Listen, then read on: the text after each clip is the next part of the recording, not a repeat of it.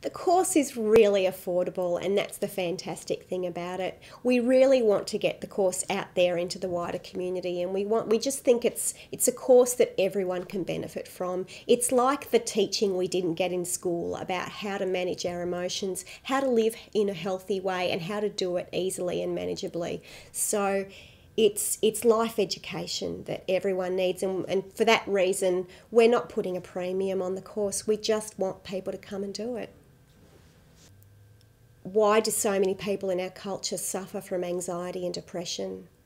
It's often because situations that cause us grief or sadness snowball out of control because we don't know how to cope with them, and we don't have the strategies to be able to manage our emotions. A lot of us are very scared of how we feel, and especially very scared of those darker, sadder emotions. And understandably, what do you do when you're feeling down? What do you do when you're stricken with depression or grief?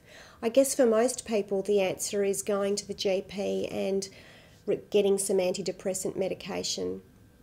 And whilst that's maybe suitable for some people, it's certainly not, in my view, the way that we should be approaching our emotional health and well-being. There are certainly much more effective, much simpler and much more natural ways to go about managing challenges in our day-to-day life.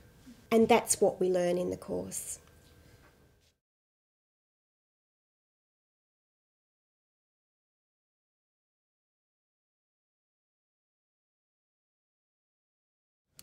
Holistic living counselling is different to other types of counselling. Most other types of counselling are predominantly verbal. That is, people talk about their problems, and the problems are resolved through the use of counselling skills, general counselling skills and talking.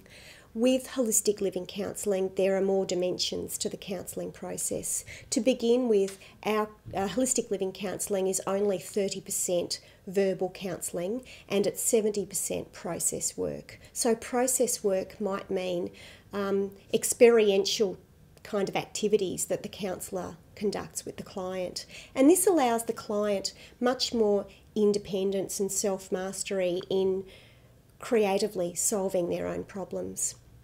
This allows them to walk away from the counselling experience with a few more tools under their arm that they might be able to reuse when challenges come up in the future again.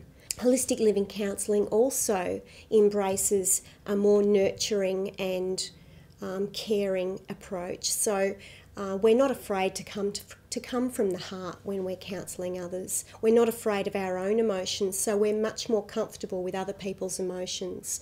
Hence, there's a great deal of permission for people to delve into their emotions on a much deeper level. That may not mean a lot to people, but I guess it's something that you kind of need to experience for yourself by seeing a holistic living counsellor and getting that feeling where no matter, you're sitting in front of someone, you feel like no matter what you say, it's okay and it's safe to say that. So that's the kind of atmosphere that's created in holistic living counselling. As they take strategies away from the counselling process, they can then reuse the strategies in their own life, and they can also build healthy habits into their lifestyle so that they become more resilient to life's challenges.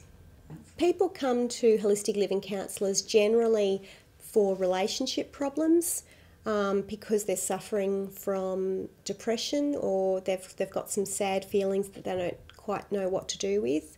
Perhaps they're finding they're struggling in life and they're having difficulty building healthy routines into their life. Some of them, and generally this is true, that people come in when they're experiencing a crisis of some kind. So it may be a marriage breakup, or it may be some postnatal depression, or some kind of call to action that's happened in their life that's caused them to seek some help. People in general come to a counsellor when things are going wrong. However, I've also found, which is really encouraging, that a lot of people are starting to come to counsellors for personal development, and that's fantastic. So I'm really in awe of people that come along and say, look, there's nothing really major happening in my life, but I just have a feeling that there's more I need out of my life, and that I want to be able to reach my full potential.